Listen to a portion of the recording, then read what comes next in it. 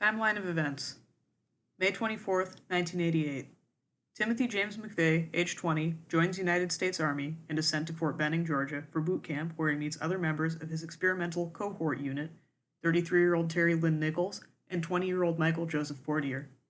October 1st, 1990. Timothy McVeigh cleared for Special Forces training.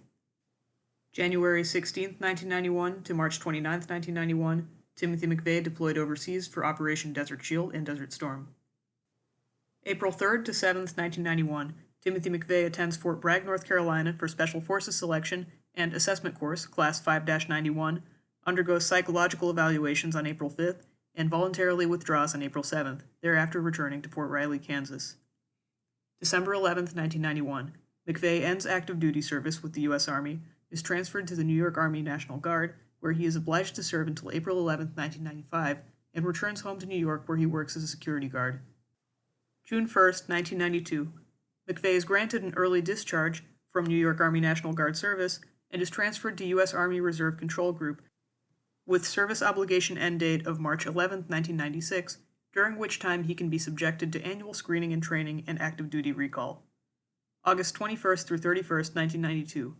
14-year-old Sammy Weaver is shot and killed by U.S. Marshals, and his mother, Vicki Weaver, is shot and killed by an FBI sniper during a 10-day standoff at Ruby Ridge, Idaho, during which Deputy Marshal Markle Deegan is shot and killed.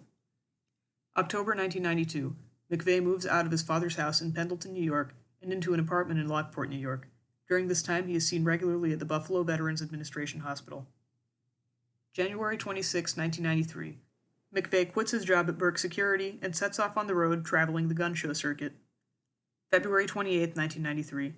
About 80 BATF agents attempt to execute a search and arrest warrant against David Koresh and members of the Branch Davidian Church for possession of illegal weapons on their property, Mount Carmel, located near Waco, Texas. A firefight erupts during which 4 BATF agents are killed and 16 are wounded. Subsequently, the FBI taking control of the scene, a military buildup on the property begins, and military actions against the Davidians commence during a 51-day standoff between the Davidians and federal agents. March 1993. McVeigh travels to Mount Carmel near Waco, Texas, to join crowds of supporters gathered outside the Davidian property. April 19, 1993. The FBI and U.S. Army attack Mount Carmel, and a fire engulfs the Davidian church/residence, killing 74 men, women, and children. September 13, 1994. According to grand jury indictment against Terry Nichols, Timothy McVeigh, and others unknown, the conspiracy to bomb the Murrah Federal Building in Oklahoma City begins. On the same day, the federal assault weapons ban is signed into law. November 1994. The home of Roger Edwin Moore, a.k.a. Bob Miller, a.k.a. Bob Anderson, an Arkansas gun dealer and associate of Timothy McVeigh, is robbed. February 1995. A scheduled ATF raid of Elohim City, a white separatist community on the Arkansas-Oklahoma border, is called off after a meeting between the ATF, FBI, and U.S. Attorney's Office. The Omnibus Counterterrorism Act of 1995 is introduced into the Senate by Senator Joe Biden on behalf of the Clinton administration. April 5, 1995. A phone card in the name of Darrell Bridges is used to call Elohim City. April 15, 1995. Robert Kling, in quotes, reserves a Ryder truck from Elliott's Body Shop in Junction City, Kansas. April 17, 1995. Robert Kling picks up Ryder truck from Elliott's Body Shop. April 19, 1995. 9:02 a.m., a bomb explodes in front of the Alfred P. Murrah Federal Building in Oklahoma City, killing 167 people. 10:20 a.m., Timothy McVeigh is pulled over and arrested while driving north on I-35 about 80 miles from Oklahoma City. He is taken to the county jail in Perry, Oklahoma.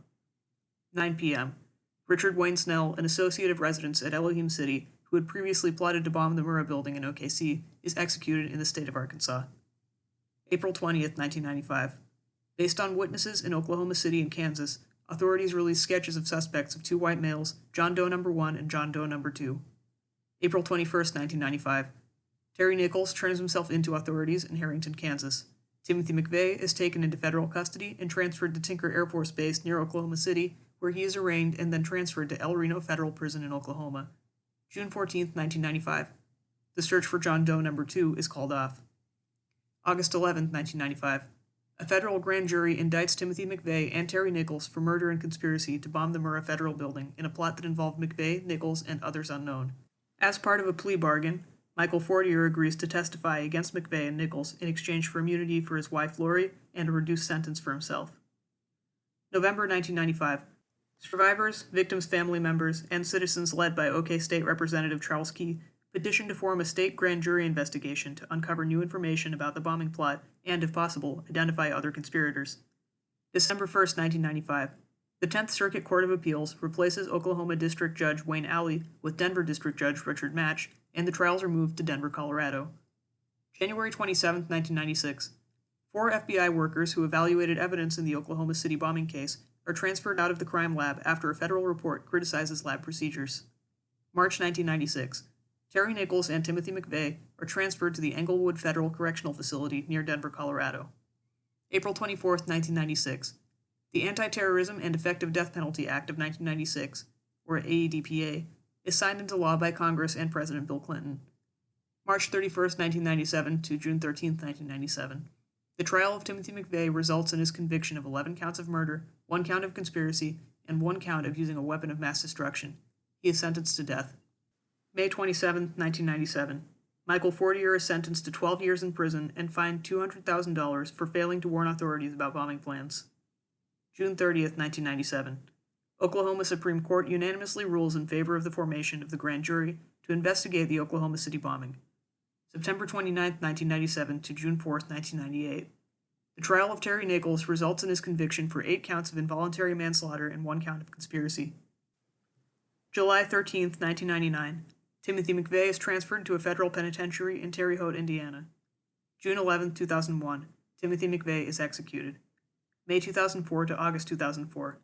Terry Nichols is convicted of 161 counts of first-degree murder in state court in Oklahoma City and, after the jury deadlocks, receives 161 consecutive life sentences without the possibility of parole. January 20, 2006. Michael Fortier is released from prison after serving 10.5 years of his 12-year sentence. December 2006. California Representative Dana Rohrabacher completes a 2-year investigation to determine if others besides Nichols and McVeigh were involved in the Oklahoma City bombing plot. April 30, 2015.